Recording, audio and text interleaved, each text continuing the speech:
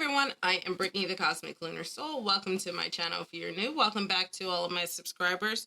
I recently did a how I like to pair other methods of divination with tarot, and someone asked me how and when I decide to pick more cards. So I figured we would make this kind of episode 2 of my new series. I don't know. I don't know what the name is yet. I guess we'll see what the title is.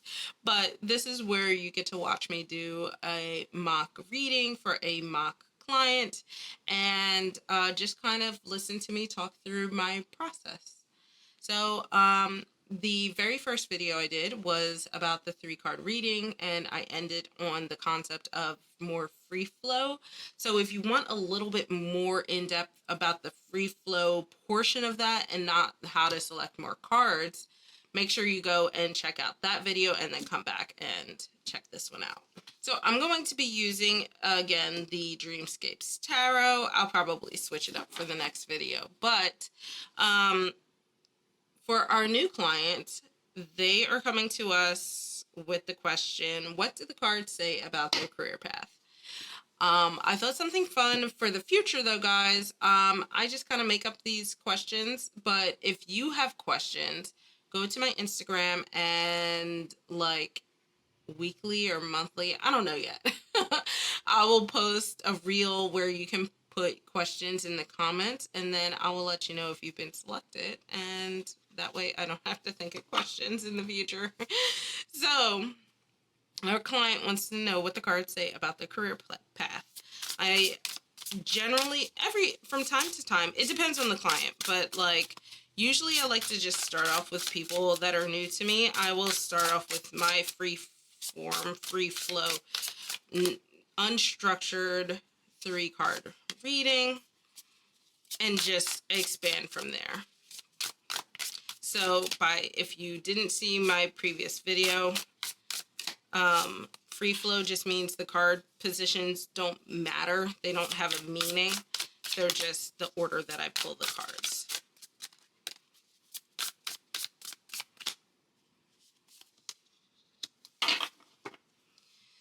All right.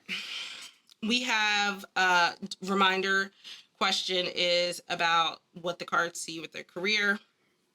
We have the Death card, the 8 of Pentacles, and then the Hierophant. So, the Death card, and I mentioned in my previous reading that I tend to hop around a lot, and I'm going to do that in this example.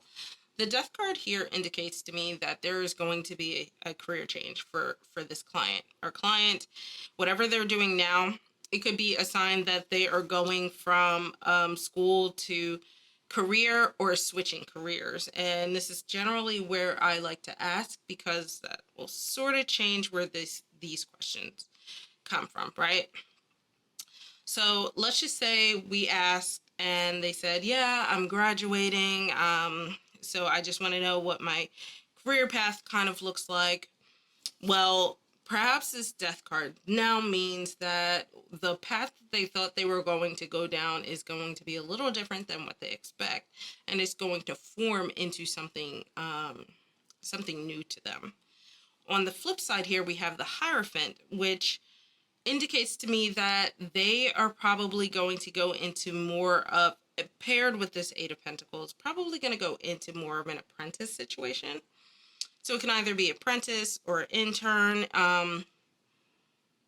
They kind of mean the same thing in the grand scope of things, but different career paths call them different things. So obviously it depends on what general field our client is in, right?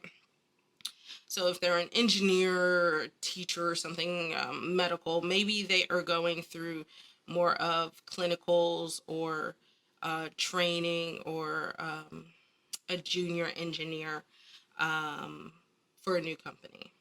Maybe for a company they were not expecting. The 8 of Pentacles is really the sign that I see where they are honing their craft. So they went to school, so obviously they're smart. They passed all of the stuff they need to pass in order to become whatever they became.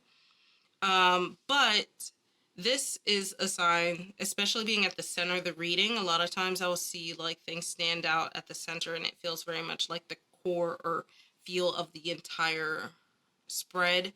This Eight of Pentacles is telling me like there's going to be changes in terms of what they're working on. So, right, these changes, and that they're going to be really focused on honing their craft, whatever their position is, by studying or learning under mentoring or shadowing someone. So that's kind of how they mirror each other, right?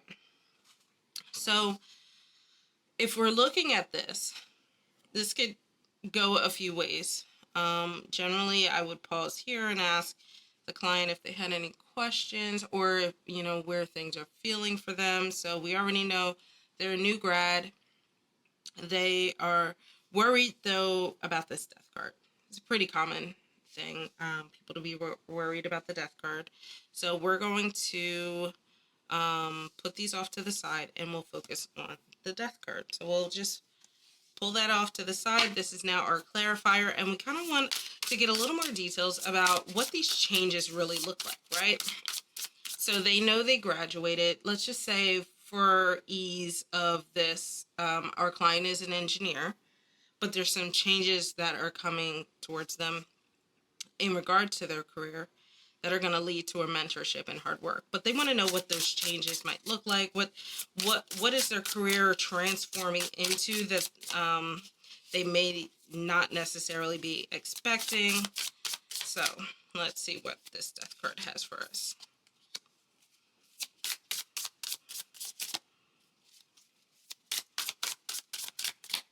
Sometimes I will pull just two more cards. I'll always pull more than one.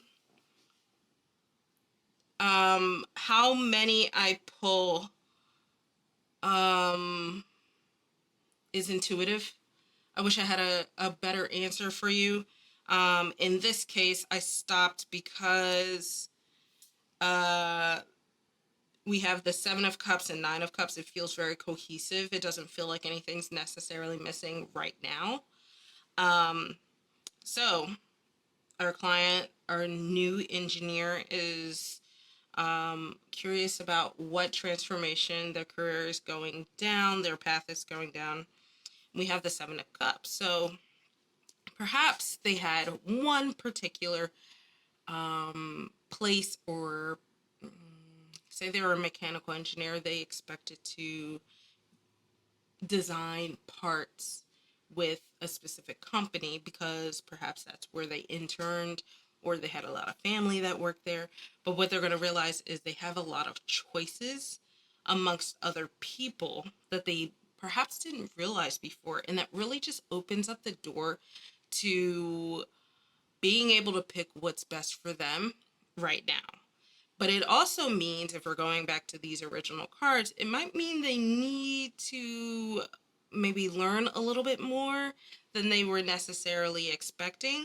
But with the Nine of Cups, it's actually good, because the Nine of Cups is like, I like to call it the wishes granted card, where you and it doesn't necessarily need to be the known wishes either. It's just that you're really happy. You're like that step before reaching that goal of the Ten of Cups in full emotional fulfillment, but you're enjoying the journey that your path has led you down. So this feels like, uh, oh, I have so many options in terms of what I can do as a mechanical engineer that I didn't realize before. And maybe that's going to come from a mentor, like this person, whoever their mentor, it could be someone at school, like a counselor or a professor, that tells them like, hey, there are these other options that are currently available that you might want to check out. And another thing that the Eight of Pentacles can be is like, you are hard workers, so with these different options, it feels like that's the energy that you will be giving off to them as you go through the process of interviewing and all of that. And then this starts to open up doors. So after all of that, generally I'd pause. We talk about it, and like usually, it could be like, yeah, that I have or they wouldn't know, right? This is slightly bit of a predictive thing that's happening, but and say like, oh, there are some options that are ahead of me that feels really, really good. It's exciting, and obviously they are really pleasing options, I guess, with the Nine of Cups. So let's just say, this is maybe a longer reading with a client, and they say like, well, what are these options? What do I have going on, right? Let's look at pulling some more cards for the Seven of Cups. Oops. Okay, I will take this. Told you guys I don't generally take jumpers, but every once in a while I will. A lot of my practice has become very intuitive. After you do a bit of these, you kind of form your own style, your own intuition on how the cards are moving. Okay, so this doesn't necessarily clear it up, which if that happens in readings, a lot of times I will say like, you're at this point not necessarily meant to know exactly what you're asking right now. You kind of have to just go with the flow for a bit and just trust in the process. So the reason I say that is remind you guys, we had the Seven of Cups. You had a lot of different choices ahead of you, and he wanted to know a little bit about them. And then this card, the Two of Swords, is you can feel a little sassy sometimes, but this is literally saying, oh, you're going to have some options that you're going to have to decide on. Yeah, that's what happens when you're being presented choices. So a lot of times, that's happened in the past, and 9 times out of 10 the client kind of understands. They're like, okay, I guess I can't give the answers to everything, but in this case we have the Two of Swords and we have the King of Wands. I feel like getting the King in a reading for a new grad who's going into a new career is a really good sign that the decisions that they make are, so there's two parts, right? Kings are they're the wisest of the court cards. They have this confidence that they know how to make the right decisions. The kings imbue that air energy, which up until now we were kind of lacking. So we are getting a little hint of it. And then swords, we also are getting it. So there's a little bit of a agreement that's happening here between the cards. But we have the air side of things. But then we also have wands, which is now a new suit that's being introduced in this reading.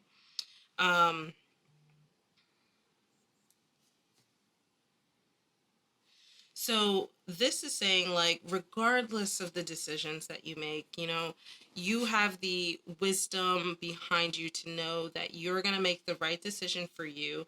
And at the end of the day, you might have to kind of lean on what you know in regards to what you're passionate about as a mechanical engineer. And also, like, if you look at this king, the king oversees their domain. They're confident that they are leading their they are confident in their leadership. They're confident in their oversight. And sometimes that's a little hard for new grads, but this is the energy that is saying like, in regards to the decisions that you make, just trust that you have given yourself the skills to make the right decisions for you. Now, between the Death card, the Seven of Cups, that's going to probably change a lot. I mean, new in your career, you can't expect everything to be perfect, but just understand that as you go forward, allow yourself the flexibility and freedom to make decisions without fear or reservations or hesitations. So that was kind of a quick example of how I pull cards. one of the other things I'll talk about, it's hard to force examples with tarot, but another example is that when I do my live streams, I generally only do 3 cards unless I get a tip, right? This is just a generic, let's just say it's a generic reading here. Generic career reading. We'll stick on the same theme. So a new client came in, wants a generic reading, or I'm on my live stream. So we have 3 of Wands, Queen of Swords, and Page of Wands. This feels very cohesive, but I'll still use this as an example, right? So in readings like this, we're talking career, but here we have swords, we have wands, really no pentacles here, which when I look at career, I like to see a little more pentacles. I like to see some majors as well. So sometimes it could just feel like something's missing. This doesn't inherently feel that way, but I'm going to force it for you guys in the video. So the Queen of Swords, I'm going to start in the middle, work my way out, as in my previous reading, and just explain to the client, like in terms of their career, it feels very much like they are coming into like what feels like should be their middling of their career. Like perhaps this is an not older person, someone my age, I guess, 30s to 40s.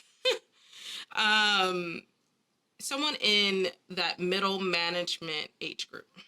And as a queen, feels like they have come into that phase of their career, or they should have rather.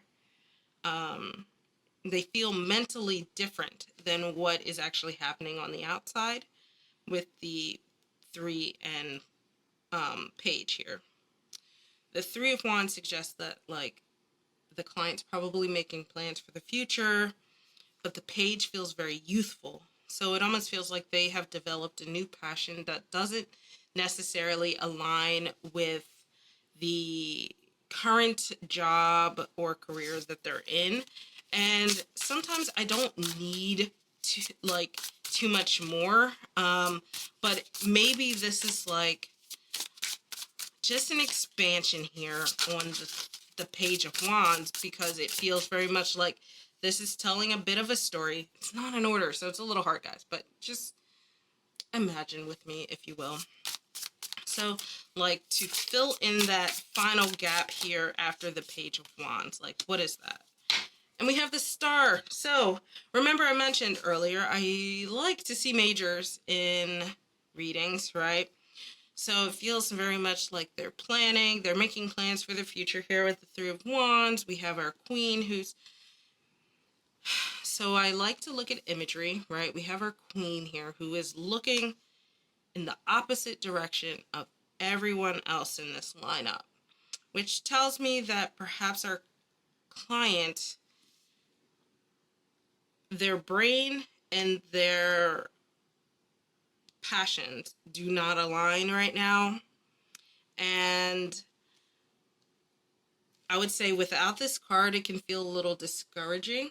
So adding this card in almost feels like it gives a little more hope for the client. And had I not pulled this, right? I mean, this is very much a full reading in and of itself. There are actionable things the client can do in terms of reflecting on why there's this mismatch between passion and mind. This is where we can stop and talk.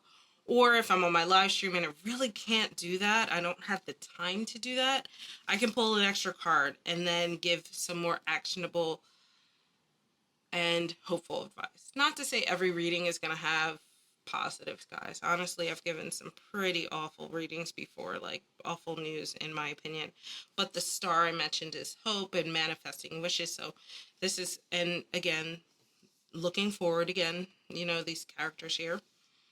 Looking up, but you know, still almost like looking up into the stars, and we see a lot of the similar motifs. Ooh, we're seeing, I'm going to zoom in. We're seeing similar motifs of stars, stars, and stars in everyone except this. You might think these are stars, but they're like birds or something in the background. Um, so there's this closed offness here with the queen, which means that if I was doing a longer reading, could dive into deeper into this queen and what's going on with her. Or if I'm just trying to give actionable advice very quickly on a live, tell them to dive into that, and also dive into how the queen is mixed matched from goals, I guess. Desires is a good way to put it. So that is kind of how I decide to pick, like, say, an extra card. That's also how, in my previous examples, how I picked um, other cards, like going down the flow if you have a private client. So hopefully that helps. Hopefully my insatiate rambling made sense to someone. I would love to hear how you guys decide, how and when you guys decide to pick more cards when you do a reading. And it doesn't matter whether it's a structured spread or more free flow. I would just love to hear your opinions. As always, if you enjoyed this video, make sure you like it, hit that subscribe button and that notification bell so you don't miss out on any future readings, future videos. And I will catch you in the next one. Bye, guys.